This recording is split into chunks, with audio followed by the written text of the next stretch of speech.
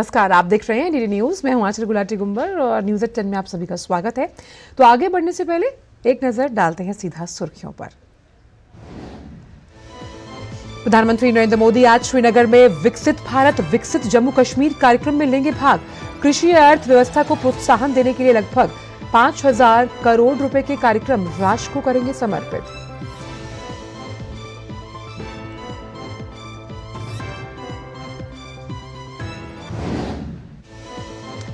प्रधानमंत्री जम्मू कश्मीर के पर्यटन क्षेत्र को देंगे बड़ी सौगात। 1400 करोड़ रुपए से अधिक की 52 परियोजनाएं राष्ट्र को करेंगे समर्पित। लगभग 1,000 नए सरकारी कर्मचारियों को सौंपेंगे नियुक्ति पत्र।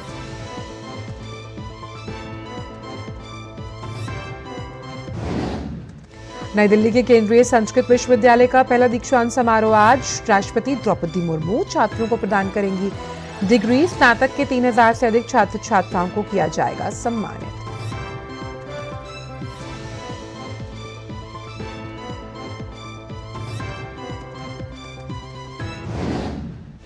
विदेश मंत्री डॉक्टर एस जयशंकर के जापान दौरे का आज दूसरा दिन। रायसीना राउंड टेबल @ टोक्यो में लिया भाग। अपने जापानी समकक्ष के साथ 16वीं भारत जापान विदेश मंत्री रणनीतिक वार्ता में लेंगे भाग।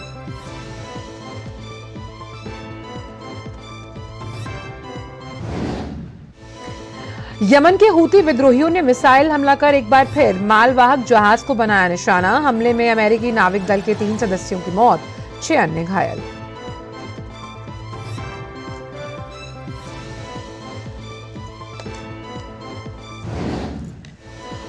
और धर्मशाला टेस्ट में इंग्लैंड ने टॉस जीतकर बल्लेबाजी ली। प्लेइंग 11 में केएल राहुल की जगह देवदत्त पडिक्कल को मिला मौका। सीरीज में भारत फिलहाल 3-1 से आगे।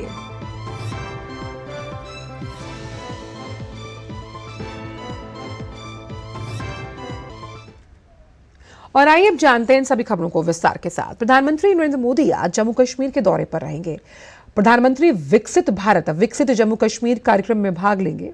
कार्यक्रम के दौरान प्रधानमंत्री जम्मू कश्मीर में कृषि अर्थव्यवस्था को प्रोत्साहन देने के लिए लगभग 5,000 करोड़ रुपए से का जो कार्यक्रम है समग्र कृषि विकास कार्यक्रम, उसे राष्ट्र को समर्पित करने वाले हैं। प्रधानमंत्री 1400 करोड़ रुपए से अधिक की राशि को स्वदेश दर्शन और प्रसाद योजनाओं के वितरण अंतर्गत विविध पहल भी राष्ट्र को समर्पित करेंगे, साथ ही लॉन्च भी। देखिए एक खास रिपोर्ट। कश्मीर घाटी प्रधानमंत्री के स्वागत के लिए पूरी तरह से तैयार है। प्रधानमंत्री श्रीनगर के बख्शी स्टेडियम में अपने दौरे पर विकसित भारत विकसित जम्मू कश्मीर कार्यक्रम में भाग लेंगे। कार्यक्रम के दौरान प्रधानमंत्री जम्मू कश्मीर में कृषि अर्थव्यवस्था को प्रोत्साहन देने के लिए लगभग 5,000 करोड़ रुपए के कार्यक्रम समग्र कृषि विकास कार्यक्रम राष्ट्र को समर्पित करेंगे। प्रधानमंत्री 1400 करोड़ रुपए से अधिक राशि की स्वदेश दर्शन और प्रसाद योजनाओं के अंतर्गत विविध पहल राष्ट्र को समर्पित करेंगे और लॉन्च करेंगे। मुझे तो बहुत अच्छा पर्सनली फील हो रहा है और it has been heart warming welcome I think from the people of Kashmir, because the people of Kashmir are also happy with this, क्योंकि लोगों में ऐसा एहसास लग रहा है कि मोदी जी के लिए बहुत खुश है। As a proud for Kashmir कि वो यहाँ पे आ रहे हैं, तो जाहिर सी बात है ये हमारे लिए बड़ी खुशी की बात है। इट्स अ बिग इवेंट और बड़ी अच्छी बात है। कोई बात कह के जाएंगे और कोई आगे के लिए कोई पॉजिटिव स्टेप भी होगा, उनके पास कोई अच्छा सा यहाँ के लिए कोई पैकेज भी होगा। देखिए, जहाँ तक हमारी इन्फॉर्मेशन है वो कुछ अच्छा सा पैकेज लेके आ रहे हैं, tourism related and agriculture related. अजीम देश का अजीम प्रधानमंत्री कश्मीर की तरफ आ रहा है। मैं उनका वेलकम करता हूँ कश्मीर में और उनका शुक्रिया अदा करता हूं कि उन्होंने कश्मीर को एक अमन के गहवारे पर लाकर खड़ा कर दिया और उम्मीद ये है कि आने वाले टाइम के अंदर कश्मीरियों के लिए एक खूबसूरत पैकेज होगा। प्रधानमंत्री देखो अपना देश, पीपल्स चॉइस पर्यटन गंतव्य पोल और चलो इंडिया वैश्विक प्रवासी अभियान भी लॉन्च करेंगे। वे चुनौती आधारित गंतव्य विकास CBDD योजना के अंतर्गत चयनित पर्यटन स्थलों की भी घोषणा करेंगे।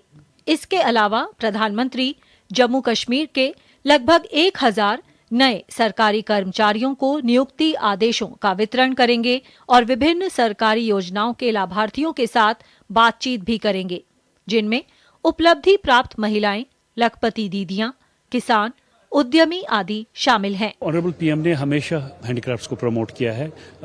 वो अक्सर बेशतर आप उनको देखेंगे कि उनका जो अटायर है, कानी शॉल्स, वो पसंद करते हैं लगाना, तो उससे हमारे आर्टिजन्स की काफ़ी जो है प्रमोशन होती है। तो ये एक प्लेटफॉर्म है जहाँ पे they can come this face to face with the honourable PM.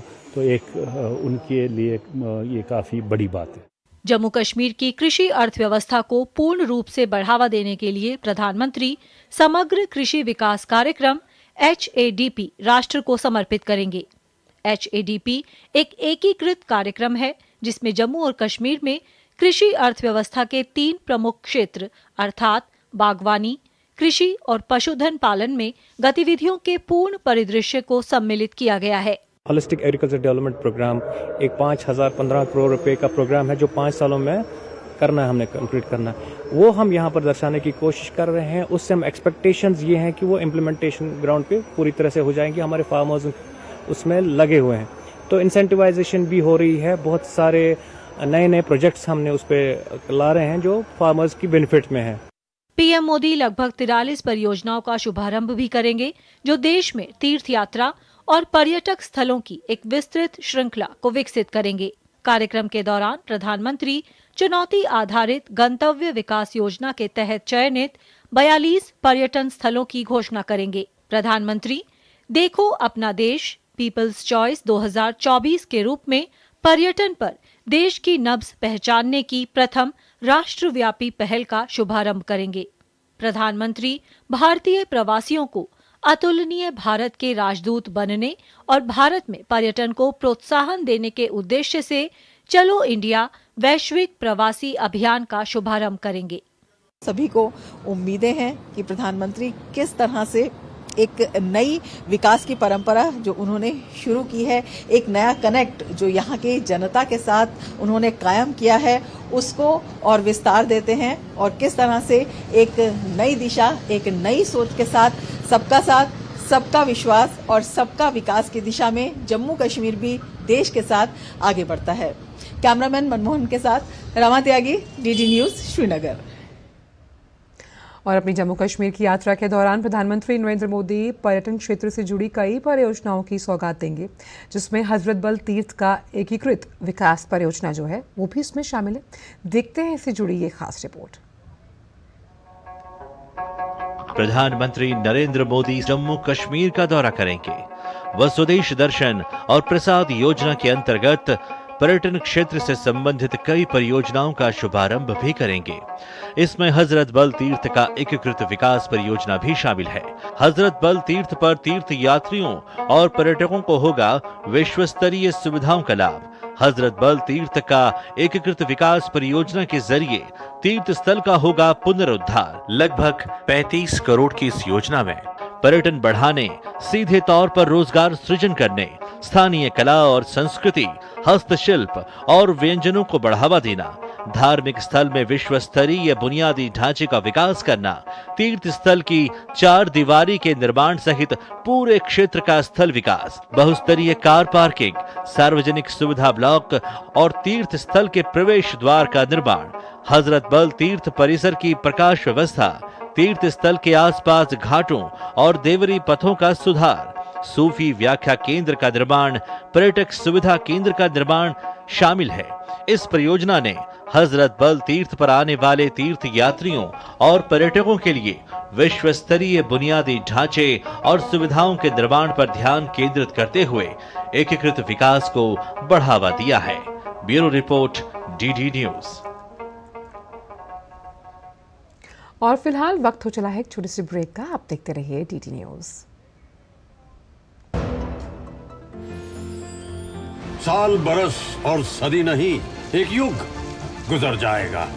उम्र न पूछो वंडर की, जब फर्क नजर आएगा।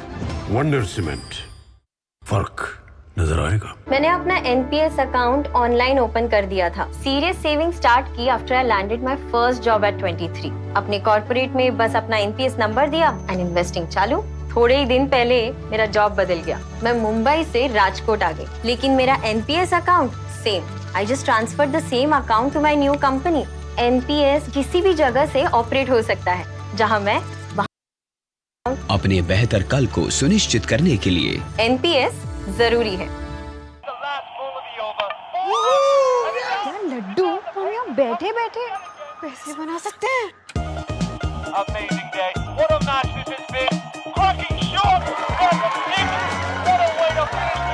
गाइस, मैं तुम्हारे बिजनेस आइडिया का बड़ा फैन हूं। अब बिजनेस चाहे जो भी, SBI का करंट अकाउंट तो चाहिए ना। SBI करंट अकाउंट से सिंप्लीफाइड बिजनेस ट्रांजैक्शंस और ग्रेट कस्टमर सर्विस। SBI, देश का फैन। साल बरस और सदी नहीं, एक युग गुजर जाएगा। उम्र न पूछो वंडर की, जब फर्क नजर आएगा। वंडर सीमेंट, फर्क नजर आएगा। ब्रेक के बाद सभी का स्वागत है न्यूज़ एट 10 में। तो प्रधानमंत्री नरेंद्र मोदी के दौरे को लेकर जम्मू कश्मीर के लोग खासे उत्साहित हैं। आइए आपको सुनवाते हैं। आप देख लिए कितना लोग यहाँ पे आ रहे हैं, मोदी जी का इंतज़ार कर रहे हैं, मोदी जी आने वाले हैं। तो इसके हवाले आप डेवलपमेंट की बात कर रहे हैं। आजकल देखो, जब से 370 धारा कश्मीर में ख़त्म हुआ है, उसके बाद जितने भी डेवलपमेंट हुआ है बहुत अच्छे तरीके से हुआ है। आज जम्मू कश्मीर में एक खुशी की लहर है। आप देखिए, जोग दर जोग लोग, लाखों के तादाद में लोग यहाँ आ रहे हैं और मोदी जी का वेलकम करने के लिए आ रहे हैं। मैं साउथ कश्मीर से आया हूँ और हज़ारों गाड़ियाँ मेरे साथ, और जहाँ जहाँ लोगों का जज्बा मैंने देखा मोदी जी को देखने के लिए, मुझे लगता है कि ये ऐतिहासिक होगा। मोदी जी यहाँ पे आ रहे हैं तो लोग खुश होंगे, क्योंकि बड़ी उम्मीदें जुड़ी हैं मोदी जी से। लोगों ने आज तक सफ़र उठाया है और अब लोगों को ये उम्मीद है कि शायद मोदी जी हमारे लिए अच्छा करें। उम्मीद इसलिए कि मोदी जी ने जो भी आज तक किया है बहुत अच्छा किया है।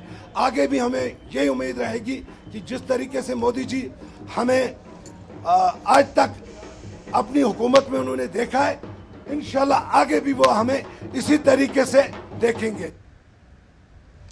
राष्ट्रपति द्रौपदी मुर्मू आज नई दिल्ली में केंद्रीय संस्कृत विश्वविद्यालय के पहले दीक्षांत समारोह में मुख्य अतिथि के तौर पर भाग लेंगी। समारोह के दौरान 3000 से अधिक छात्रों को डिग्री प्रदान की जाएगी। केंद्रीय संस्कृत विश्वविद्यालय को दुनिया का सबसे बड़ा और एकमात्र बहुपरिसर भाषा विश्वविद्यालय होने का अनूठा गौरव प्राप्त है। केंद्रीय शिक्षा मंत्री धर्मेंद्र प्रधान भी समारोह में भाग लेंगे। वहीं उपराष्ट्रपति जगदीप धनखड़ आज चंडीगढ़ का दौरा करने वाले हैं।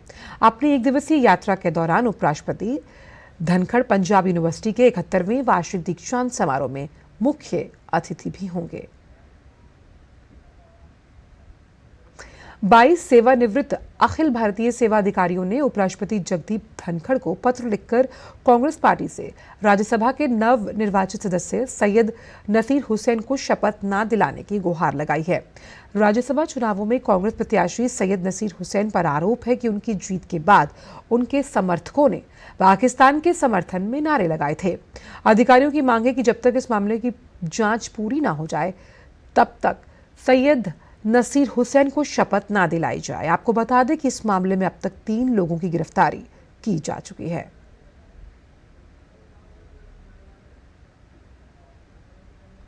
और अब बात विदेश मंत्री डॉक्टर एस जयशंकर की, जो कि जापान के दौरे पर है।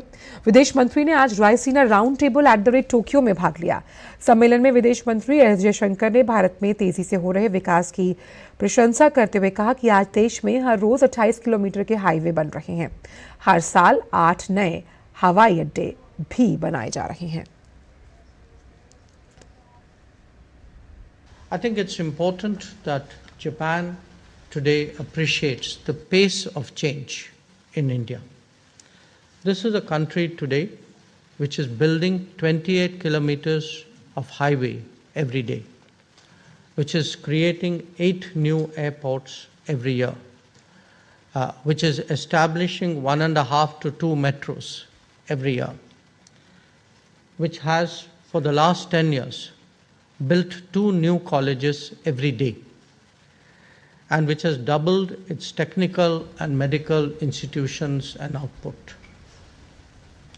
This transformation of India makes us a more effective and credible partner, whether it is the ease of doing business, infrastructure development, ease of living, digital delivery, a startup and innovation culture, or shaping the international agenda, India is clearly a very different country today.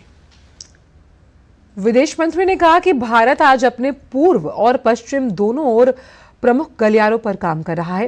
ये गलियारे Atlantic को Asia के माध्यम से प्रशांत महासागर से जोड़ेंगे। India is today working on major corridors, both to its east and to its west.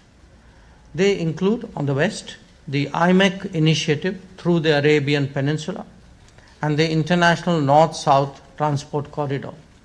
And to the east, the Trilateral Highway in Southeast Asia and the Chennai-Vladivostok route that also has polar implications.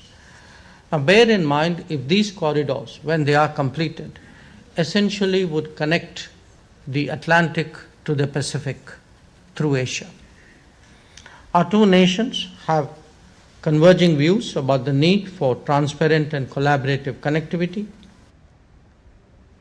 विदेश मंत्री ने जिस तरह से जो Japan के विदेश मंत्री हैं योको कामिकावा, उनके साथ 16वीं भारत जापान विदेश मंत्री रणनीतिक वार्ता में वो भाग लेंगे। उन्होंने ये उम्मीद जताई कि दोनों मंत्री द्विपक्षीय, क्षेत्रीय और वैश्विक महत्व के मुद्दों पर चर्चा करेंगे और स्वतंत्र, खुले, समावेशी, शांतिपूर्ण और समृद्ध भारत प्रशांत के लिए सहयोग पर विचारों का आदान प्रदान किया जाएगा। Writing round table at the Tokyo सम्मेलन में Japan bank for international cooperation के अध्यक्ष तदाश्री माएदा ने प्रधानमंत्री के नेतृत्व की सराहना करते हुए कहा कि भारत में आर्थिक सुधारों की दिशा में कई कदम उठाए गए। India,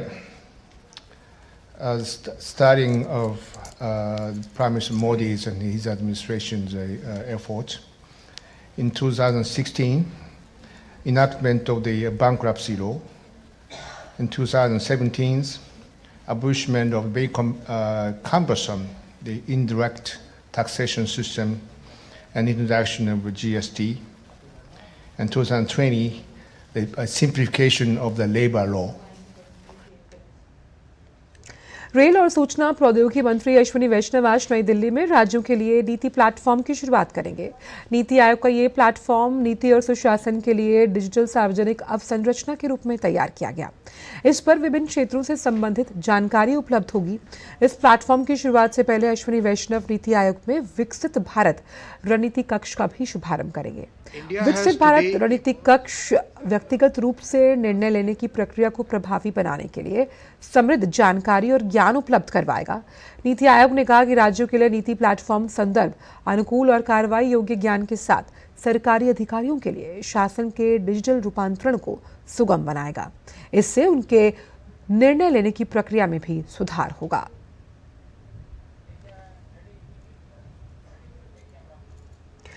बात समाजवादी पार्टी के विधायक इरफान सोलंकी की, जिन पर शिकंजा कसता जा रहा है। ईडी ने आज कानपुर में इरफान सोलंकी के आवास पर छापेमारी की।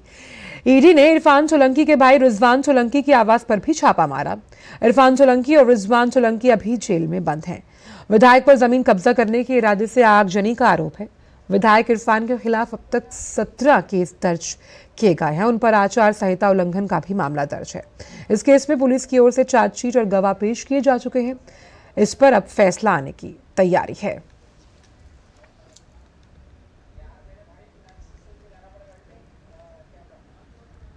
खबर छत्तीसगढ़ से, जहां के बीजापुर में नक्सलियों ने एक बार फिर भाजपा नेता की हत्या कर दी। नक्सलियों ने भाजपा व्यापारी प्रकोष्ठ के मंडल उपाध्यक्ष कैलाश नाग को अगवा कर लिया।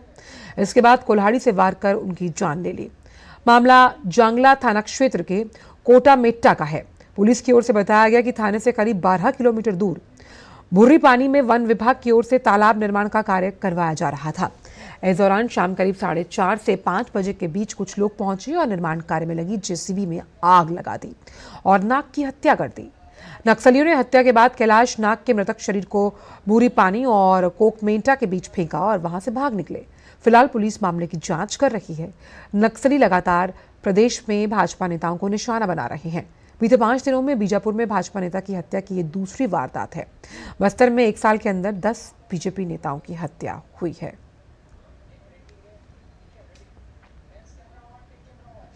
और एक बड़ी खबर आ रही है, आइए सीधा उसका रुख करते हैं। दिल्ली के मुख्यमंत्री अरविंद केजरीवाल को पेश होने के निर्देश दे दिए गए हैं। जी हां, राउज एवेन्यू कोर्ट ने पेश होने का निर्देश दिया है। मुख्यमंत्री अरविंद केजरीवाल को ईडी ने उन्हें नए मामले में पेश होने के लिए कहा है।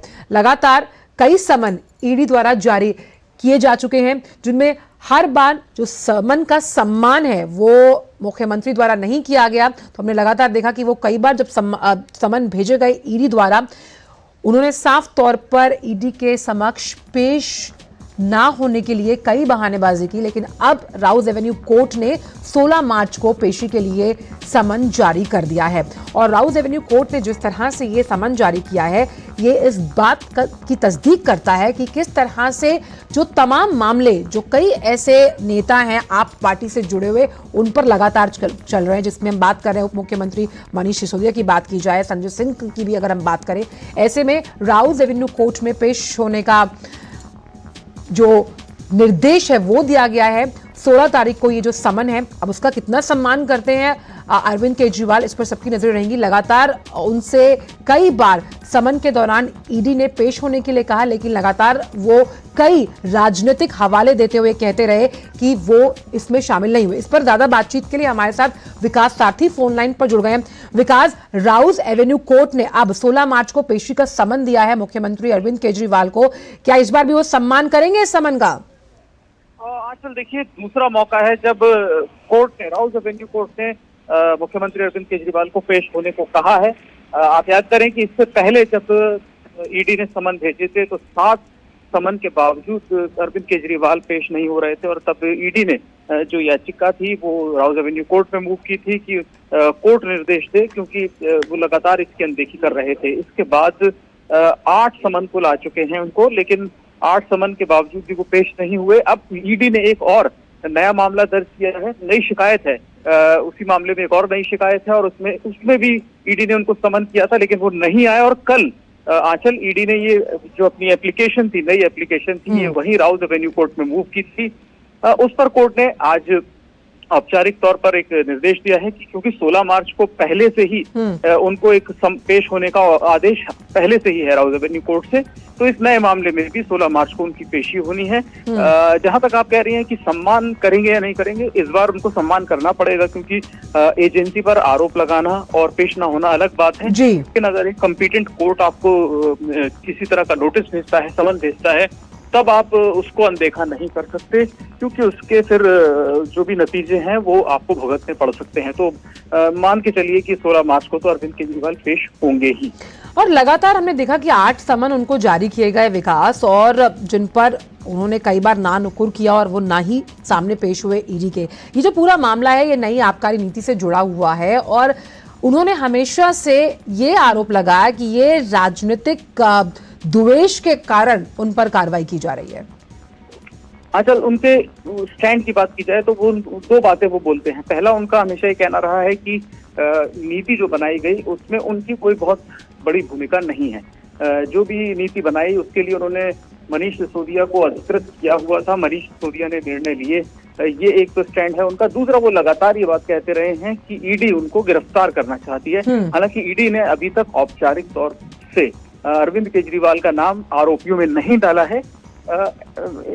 इन मैटर ऑफ इन्वेस्टिगेशन वो उनसे पूछताछ करना चाहते हैं कि इस नीति को लेकर के मुख्यमंत्री की क्या भूमिका थी, क्या मुख्यमंत्री जो बात कह रहे हैं उसको वो बयान दर्ज कराएंगे, क्या करेंगे। उनको जब वो पेश होंगे उसके बाद ही जो भी ईडी की क्वेश्चनर है, जो भी ईडी ने सवाल करने हैं उसका वो जवाब दे। लेकिन अभी तक औपचारिक तौर पर ईडी ने उनको आरोपी नहीं बनाया, बावजूद इसके वो लगातार ये कहते हैं कि मुझे गिरफ्तार करने की तैयारी ईडी कर रही है। जी, जो 8वां समन जारी किया गया था विकास, उसमें उन्होंने कहा था कि 12 मार्च तक का वक्त है, समन गैर कानूनी है, मैं जवाब दूंगा। और साफ तौर पर उन्होंने ये भी कहा था कि रोज समन भेजने के बजाय कोर्ट का इंतजार किया जाए, जो फैसला लिया जाएगा। तो अब तो जिस तरह से कोर्ट ने भी साफ तौर पर कहा कि भैया आप पेश हो जाइए, कोई ज्यादा विकल्प बचते नहीं है मुख्यमंत्री के पास। अच्छा, पिछला आदेश के समय भी कोर्ट ने साफ किया था कि अरविंद केजरीवाल को पेश होना चाहिए। कोर्ट के पास, हालांकि मैंने जैसा बता रहा हूँ कि उन्होंने बजट सत्र का हवाला दिया था, और उसमें कोर्ट थोड़ा अपने आप को विवश पाता है, क्योंकि जो लेजिस्लेटिव प्रोसेस जब चल रहे होते हैं, विधानसभा जब चल रही होती है, तो कोर्ट अधिकतर मामलों में किसी तरह का दबाव नहीं डालता कि आप तुरंत पेश हो या कोई कोएर्सिव एक्शन कोर्ट लेता है, क्योंकि वहां पर एक अलग प्रक्रिया है। वो हवाला देंगे कि हमारा बजट सत्र चल रहा था, उसमें दखल अंदाजी इस तरीके से एक कोर्ट ऑर्डर से हो रही है, तो वहां पर कोर्ट थोड़े सजग रहते हैं और इसीलिए कोर्ट ने कोई डायरेक्शन पास नहीं की, क्योंकि उन्होंने बजट सत्र का हवाला दिया था। अब लेकिन 16 मार्च को उन्होंने खुद ये इस बात का आश्वासन दिया है कोर्ट को कि वो पेश होंगे और अपनी बात रखेंगे। पिछली बार वो बहुत उनकी कि वो पेश होंगे या नहीं होंगे इसको लेकर के बहुत कयास लगते रहे। अंत में वो वीडियो कॉन्फ्रेंसिंग के जरिए जुड़े थे और उन्होंने कहा कि कोर्ट आना तो चाहते थे, लेकिन अचानक से ये बजट सत्र का काम आ गया और इसीलिए वो कोर्ट आने में सक्षम नहीं है, ये उनकी दलील थी। जिस तरह से उन्होंने ये भी कहा था ईडी को, अगर हम बात करें मुख्यमंत्री अरविंद केजरीवाल के विकास की, भाई जो नोटिस पेश किया गया है वो अनुचित है, जिसे साफ तौर पर खारिज किया था ईडी ने और कहा था क्योंकि मामला स्थानीय अदालत में विचाराधीन है तो ये उनका तर्क काम नहीं आता। इस लिहाज से कौन से ऐसे राज हैं या फिर ऐसे कौन से उनके नेता जो कि आबकारी नीति में कहीं ना कहीं उनकी भूमिका संशय में है, जिसको लेकर मुख्यमंत्री डरे हुए हैं? देखिए, जैसा ईडी की अगर स्टैंड की बात करें तो ईडी का अभी तक का रुख ये है कि वो अरविंद केजरीवाल को आरोपी नहीं बना रहे हैं, लेकिन सिर्फ पूछताछ करना चाहते हैं। लेकिन वो पूछताछ से लगातार बच रहे हैं। 7 समन होना, 8 समन होना एक मामले में, ये आप देखें कि 1 या 2 बार ही समन भेजा जाता है, तीसरी बार नॉन अवेलेबल वारंट के लिए एजेंसी सीधे पहुंच जाती है।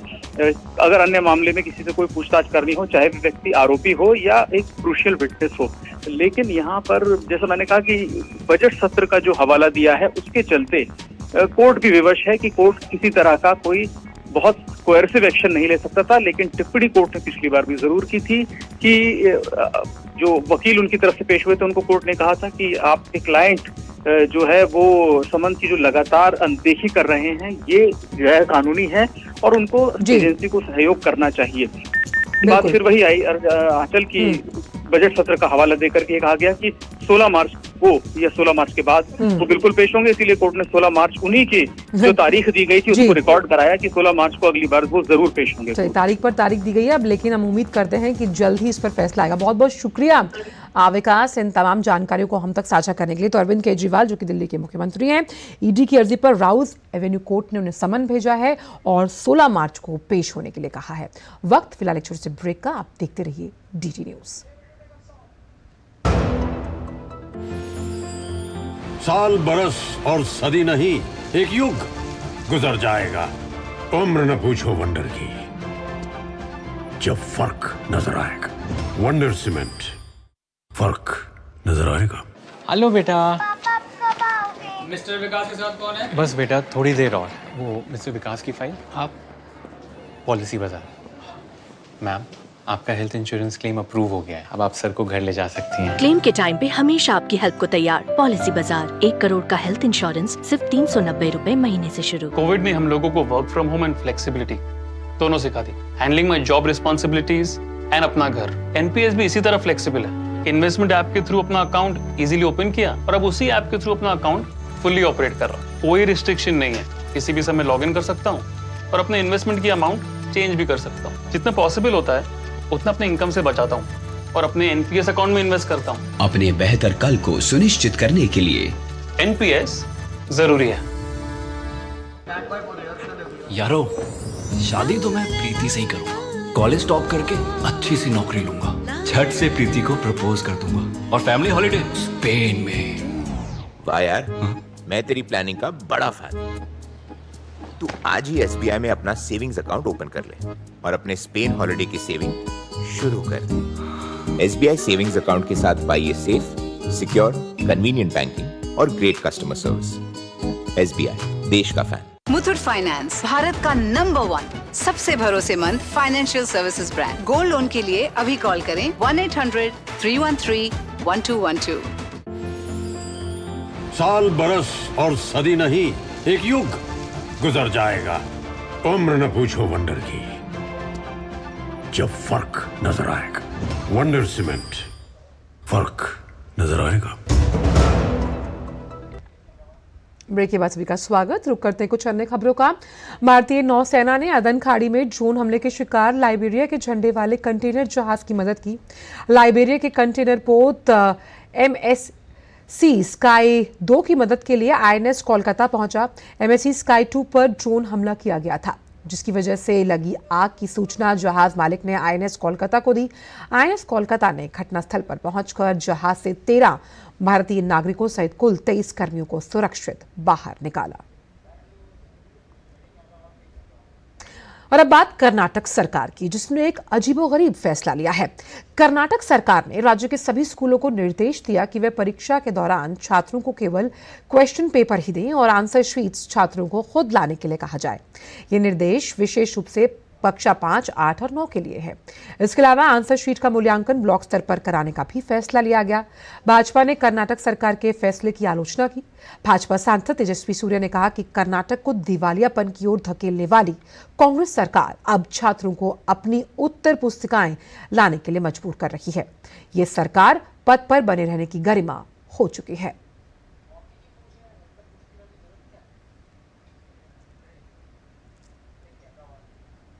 भारतीय सेना ने मणिपुर के विभिन्न जिलों के कई ESM स्वास्थ्य सेवा कार्यक्रमों का आयोजन किया। मणिपुर में चुनौतीपूर्ण समय के दौरान पूर्व सैनिकों से बंधुत्व के साथ जुड़ने के अपने सहयोगात्मक प्रयासों के तहत इन कार्यक्रमों का आयोजन किया गया।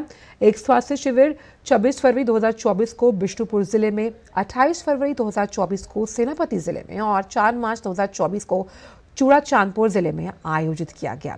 इसमें राज्य भर से बड़े पैमाने पर पूर्व सैनिकों ने भाग लिया। इस कार्यक्रम को लोगों की जबरदस्त प्रतिक्रिया मिली और गंभीर सुरक्षा स्थिति के बावजूद लगभग सभी जिलों के पूर्व सैनिकों ने इन सेवाओं का लाभ उठाया। इस आयोजन में 2000 से अधिक पूर्व सैन्य कर्मियों और उनके परिवारों की महत्वपूर्ण भागीदारी देखी गई, जिसमें 1600 से अधिक पूर्व सैनिक, 50 वीर नारियां, 180 विधवा महिलाएं और 65 आश्रित शामिल थे।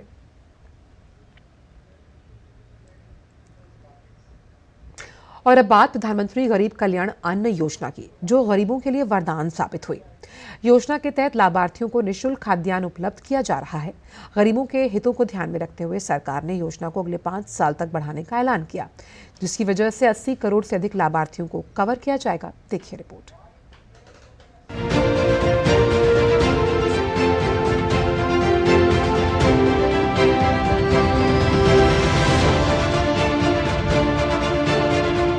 केंद्र सरकार देश में गरीब लाभार्थियों के वित्तीय बोझ को कम करने और राष्ट्रीय खाद्य सुरक्षा अधिनियम की राष्ट्रव्यापी एकरूपता और प्रभावी कार्यान्वयन सुनिश्चित करने के उद्देश्य से प्रधानमंत्री गरीब कल्याण अन्न योजना के लाभार्थियों को मुफ्त खाद्यान्न उपलब्ध करा रही है।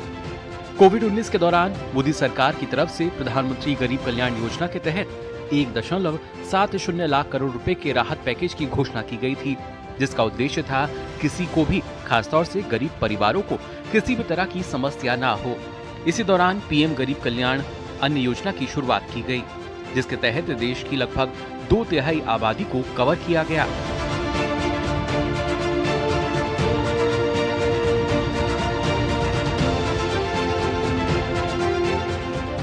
भारत सरकार ने इस योजना की घोषणा 26 मार्च 2020 में की थी। योजना के अंतर्गत लाभार्थियों को 5 किलो मुफ्त खाद्यान्न मिला। क्षेत्रीय प्राथमिकताओं के आधार पर लाभार्थियों को 1 किलो दाल भी प्रदान की गई।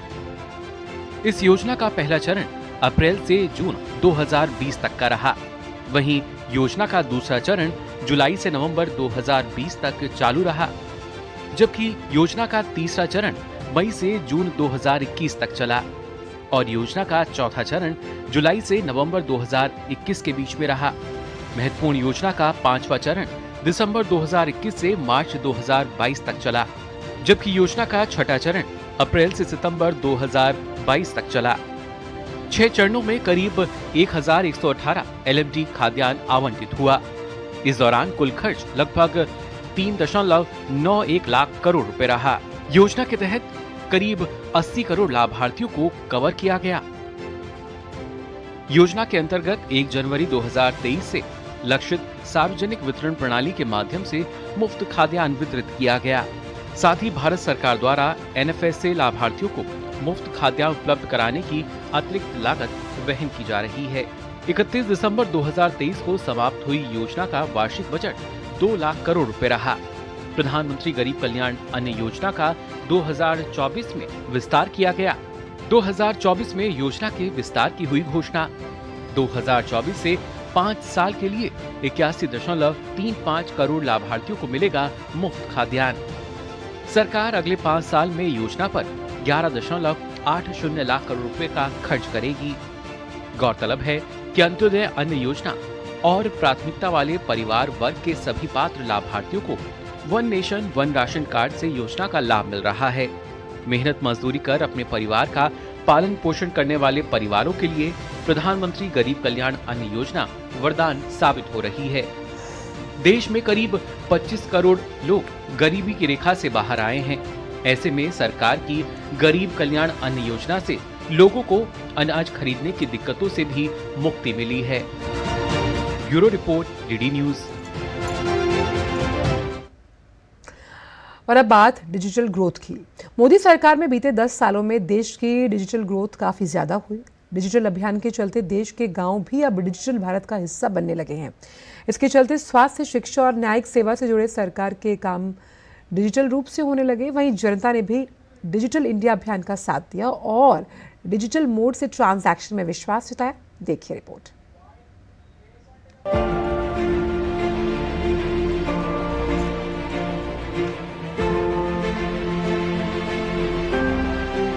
केंद्र की मोदी सरकार के नेतृत्व में भारत विकसित भारत की तरफ लगातार कदम बढ़ाता जा रहा है।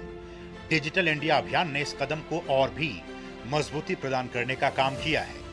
डिजिटल इंडिया के जरिए भारत ने एक उदाहरण पेश किया है कि प्रौद्योगिकी का सही उपयोग मानवता के विकास के लिए कितना क्रांतिकारी साबित हो सकता है। आज भारत चौथी औद्योगिक क्रांति इंडस्ट्री 4.0 में दुनिया का मार्गदर्शन कर रहा है। आंकड़ों पर नजर डालें तो देश में यूपीआई ट्रांजैक्शन लगातार बढ़ता जा रहा है। साल 2023 में कुल यूपीआई ट्रांजैक्शन की संख्या 100 अरब से भी ज्यादा रही। इनके जरिए 182 लाख करोड़ रुपए का लेन देन हुआ। भारत की जीडीपी में डिजिटल अर्थव्यवस्था का योगदान लगातार बढ़ता जा रहा है। भारत की डिजिटल अर्थव्यवस्था इसकी कुल अर्थव्यवस्था का 10% है और 2020 से 26 तक इसके लगभग 20% तक पहुंचने की उम्मीद है। 2030 तक भारत के प्रौद्योगिकी क्षेत्र में डिजिटल अर्थव्यवस्था का योगदान 62% होने की उम्मीद है, जो कि 2022 में 48% से अधिक है। पिछले 10 वर्षों में भारत का डिजिटल परिवर्तन अभूतपूर्व रहा है। ये सब 2015 में डिजिटल इंडिया पहल की शुरुआत के साथ शुरू हुआ। 2023 तक भारत में 850 मिलियन से अधिक इंटरनेट उपयोगकर्ता हैं, जो दुनिया में सबसे सस्ती डेटा लागत का आनंद ले रहे हैं।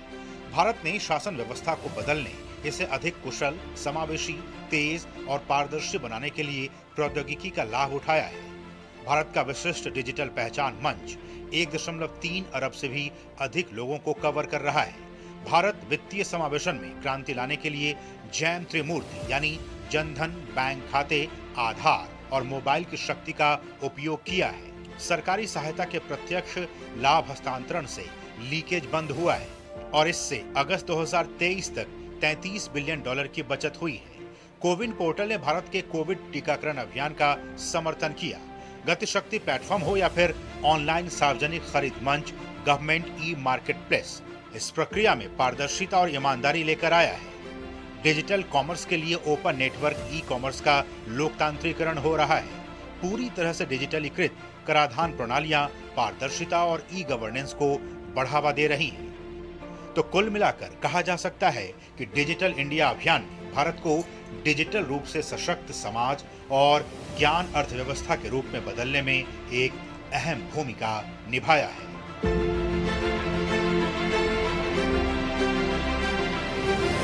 Bureau report, DD news. और फिलहाल न्यूज़ 10 में वक्त एक छोटे से ब्रेक का है।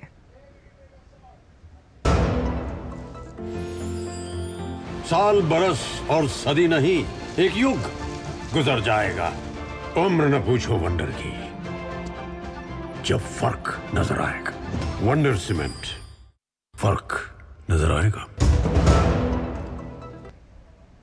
ब्रेक के बाद सभी का स्वागत। रुक करते हैं अन्य खबरों का। सुप्रीम कोर्ट ने केरल को 13,609 करोड़ उधार लेने की इजाजत दी है। सुप्रीम कोर्ट ने केंद्र से कहा कि वो इस बात पर जोर ना दे कि केरल राज्य को अतिरिक्त उधार लेने की अनुमति देने के लिए अपना मुकदमा वापस लेना चाहिए। कोर्ट का कहना है कि मुकदमा दायर करना अनुच्छेद 131 के तहत एक अधिकार है। सुप्रीम कोर्ट का कहना है कि केंद्र मुकदमा वापस लेने की शर्त को छोड़कर अन्य शर्तें रख सकता है। हालांकि केरल की मुसीबतें अभी खत्म नहीं हुई हैं। अतिरिक्त उधारी के लिए इसकी मांग पर अभी फैसला होना बाकी है। वहीं केरल सरकार का दावा है कि उसे अभी 26,000 करोड़ रुपए की आवश्यकता है। केरल सरकार इन दिनों आर्थिक तंगी से जूझ रही है। केरल सरकार राज्य में अपने कर्मचारियों को वेतन का भुगतान भी नहीं कर पा रही। वृद्धावस्था पेंशन सहित सामाजिक सुरक्षा पेंशन 7 महीने से लंबित है, जिसकी वजह से राज्य भर में विरोध प्रदर्शन हो रहा है।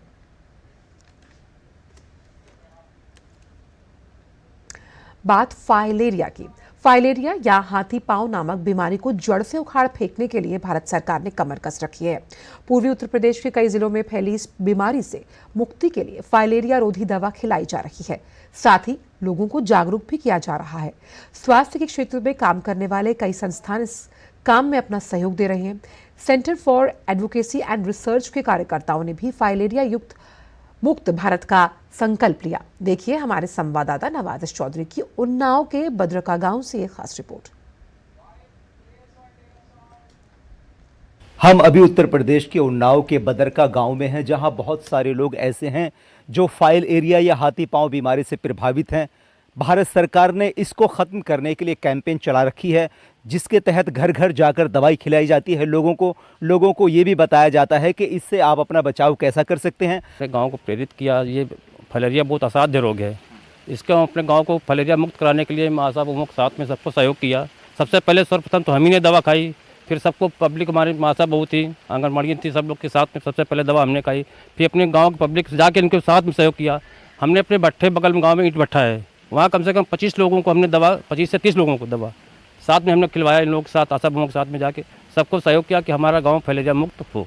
हमारे अंडर में जो टीम है, हमारी आशा बहू, आंगनबाड़ी बहन जी, तो ये लोग जो दवा खिलाती हैं घर घर जा कर के, जहाँ पे इनकार का काम होता है सब वहाँ जाके हम लोग देखते क्या रीज़न है कि क्यों नहीं खाई जा रही दवा। यदि एक बार फाइलेरिया हो गया तो कभी जीवन में ठीक नहीं हो सकता। बस ये है कि हर साल दवा खाते रहेंगे तो थोड़ा सा बचाव रहेगा। मरीजों को समझाते हैं और साफ सफाई के बारे में बताते हैं। घर के आसपास पानी न भरा रहने दें, फुल आस्तीन के कपड़े पहने, मच्छरदानी का प्रयोग करें, साफ सफाई भी रखें और फाइलेरिया बचाव की दवाई खाएं। पहले जो फाइलेरिया बचाव की दवा है उसके खिलाने के सब घर में जाते हैं और जो लोग नहीं खाते हैं उनको समझाते हैं कि देखिए उनको है तो उनको काफ़ी समय से ठीक नहीं हुआ है तो सबको खानी है। दवा सबको खिलाते, पहले स्वयं खाई, अपने पति को खिलाई, बच्चों को खिलाई और सबसे कहते हैं एक जैसे पैरासीटामोल की गोली होती उतना ही इसका है और सब लोग खा लेते हैं। दवा समझाते हैं। 6, 7, 8 गोलियां खानी होती है। 3 DEC की हो गए आइबुप्रोफेन उसकी लेंथ के हिसाब से और एक अल्बेंडाजोल के।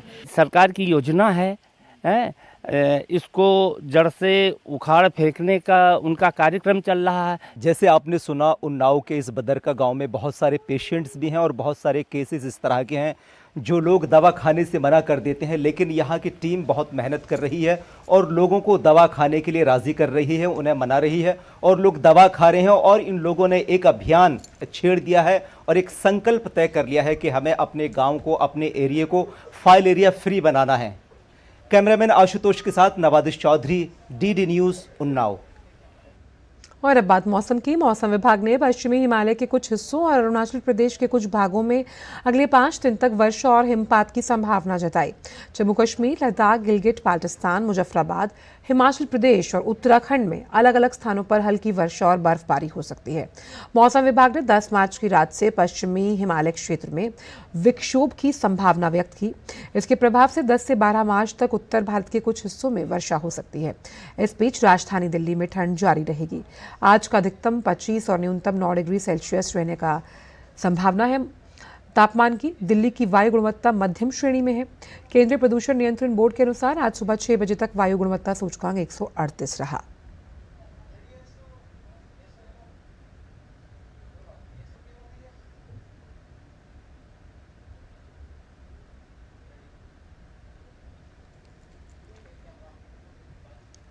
आईजीएल ने गैस की कीमतों में ₹2.5 प्रति किलोग्राम की कटौती की है, जो कि प्रति किलोग्राम 3% की कमी है। 11 महीनों में पहली बार कीमत में कटौती की गई, जो कि वैश्विक कीमतों में गिरावट की वजह से हुआ।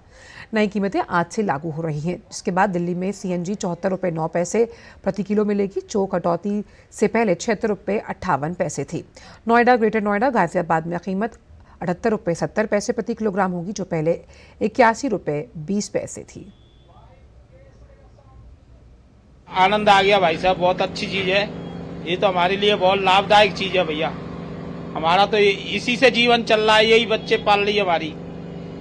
और इसकी रेट कम होगी तो हमारे बच्चे भी कहेंगे कि चलो पापा तो पैसे कमा के ला रहे हैं, बच्चों की 2 रोटी खाएंगे। फायदा वही होगा जैसे कि हम लोग 4 किलो गैस लेते हैं, 5 किलो गैस लेते हैं, तो उस पर हमारा फायदा हो जाएगा। तो चला के ही तो घर पालते हैं, गैस वाला ही गाड़ी चलाते हैं हम लोग, कम होने से कुछ प्रॉफिट हो गया। कृषि और प्रसंस्कृत खाद्य उत्पाद निर्यात विकास प्राधिकरण यानी एपिडा ने नए बाजारों में कृषि निर्यात को आसान बनाया। इसके साथ ही एपिडा ने अपने ध्यान ताजे फल, सब्जियों और श्री अन्न पर केंद्रित किया।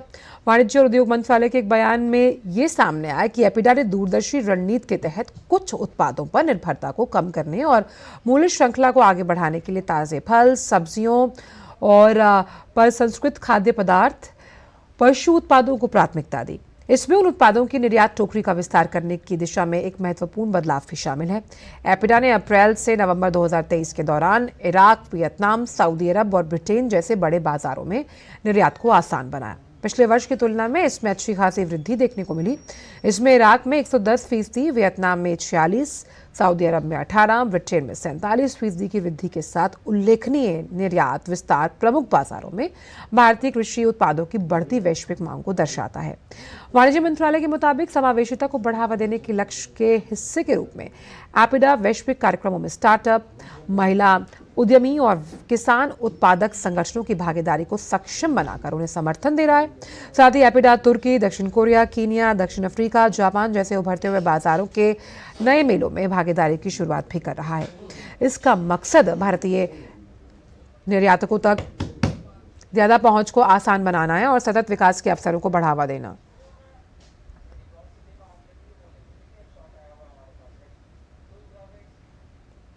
और अब बात उत्तर प्रदेश के ग्रेटर नोएडा वेस्ट की गॉड सिटी सोसाइटी की, जहां के 16th एवेन्यू में 2 फ्लैट्स में आग लग गई। आग लगने के कारणों का भी पता नहीं चल पाया है। आग पहले जिस फ्लैट में लगी थी उससे फैलकर दूसरे फ्लैट में भी चली गई। 2 फ्लैट्स में लगी आग की वजह से कई लोग बिल्डिंग में फंसे हुए हैं और मौके पर दमकल के 2 वाहन पहुंचे हैं और आग पर काबू पाने का प्रयास जारी है।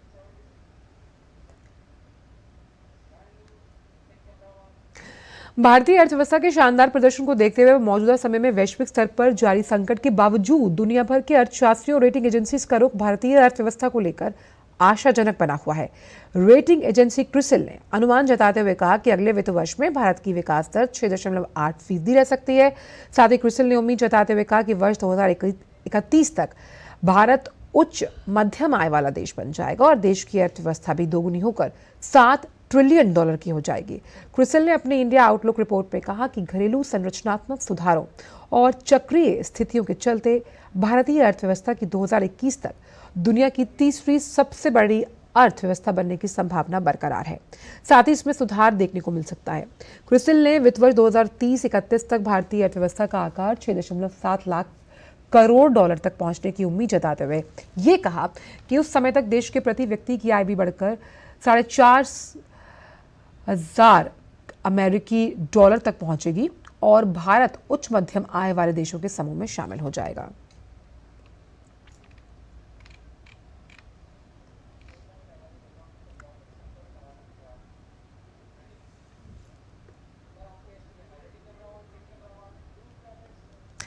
और आइए रुक करते हैं कुछ अंतर्राष्ट्रीय खबरों की तरफ। यमन के हूती विद्रोहियों ने मिसाइल हमला कर एक बार फिर मालवाहक जहाज को बनाया निशाना। दक्षिणी यमन के पास मालवाहक जहाज पर मिसाइल हमले में दल के 3 सदस्य मारे गए। वाणिज्यिक जहाजों पर हूती विद्रोही समूह के हमले में मौत का ये पहला मामला है। अमेरिकी सेना ने कहा कि बुधवार को अदन की खाड़ी में यह हमला किया गया। जीवित बचे लोगों ने जहाज छोड़ दिया। हूती विद्रोहियों का कहना है कि गाजा में इजराइल और हमास के बीच जारी संघर्ष में फिलिस्तीनियों के समर्थन में उसने हमले किए हैं। हमला बारबाडोस के ध्वज वाले जहाज ट्रू कॉन्फिडेंस पर हुआ। इस हमले के बाद एशिया और मध्य पूर्व को यूरोप से जोड़ने वाले महत्वपूर्ण समुद्री मार्ग पर संघर्ष बढ़ गया, जिससे जहाजों की वैश्विक आवाजाही बाधित हो गई। हूती विद्रोहियों ने पिछले कई महीनों से लगातार जहाजों को निशाना बनाया और वो हमले कर रहे हैं। वहीं अमेरिका के विदेश मंत्रालय के प्रवक्ता मैथ्यू मिलर ने लाल सागर की अदन की खाड़ी में व्यापारी जहाज पर हुए हमले को लेकर अमेरिका के कड़े रुख को साफ किया। वहीं उन्होंने ये कहा कि मालवाहक जहाज पर हुए मिसाइल हमले में 3 लोगों की मौत हुई है। मैथ्यू मिलर ने कहा कि अमेरिका इस हमले के लिए यमन हूती विद्रोहियों को जिम्मेदार ठहराना जारी रखेगा। अमेरिका ने इस हमले के विरोध में जवाबी कार्रवाई को तेज किया। अमेरिका ने पुष्टि की कि हूतियों द्वारा किए जा रहे हमलों की शुरुआत होने के बाद से ये वाली पहली मौत है। बात दक्षिणी अमेरिकी देश ब्राजील की, जहां डेंगू बुखार के मामले लगातार बढ़ रहे हैं। देश के स्वास्थ्य मंत्रालय के अनुसार ब्राजील में 2024 में डेंगू बुखार के 10 लाख से अधिक मामले सामने आए, जिसमें 214 लोगों की मौत हुई है।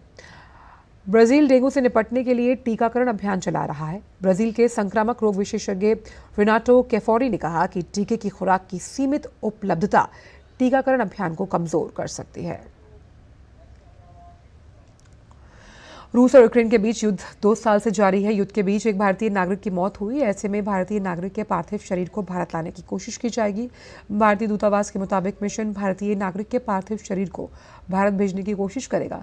भारतीय दूतावास ने एक्स पर एक पोस्ट कर भारतीय नागरिक मोहम्मद असवान की मृत्यु की सूचना दूतावास को दी। हम एक भारतीय नागरिक मोहम्मद असवान की दुखद मृत्यु के बारे में पता चला। हम परिवार और रूसी अधिकारियों के संपर्क में हैं। मिशन उनके पार्थिव शरीर को भारत भेजने का प्रयास करेगा। वक्त एक ब्रेक। पॉलिसी बाजा करा जिदुषा होके नो हिताकुशी। समझ में आया? मैंने कितनी बार हिंदी में समझाया कि पॉलिसी बाजार से कंपेयर करके कार इंश्योरेंस पे 8,000 रुपए तक बचा सकते हो, पर कुछ लोगों को अभी तक समझ नहीं आया, तो मैंने सोचा जापानी में समझा देता हूँ। सायोनारा। साल, बरस और सदी नहीं, एक युग गुजर जाएगा। उम्र न पूछो वंडर की, जब फर्क नजर आएगा। वंडर सीमेंट, फर्क नजर आएगा। लड्डू, हम यहाँ बैठे बैठे पैसे बना सकते हैं।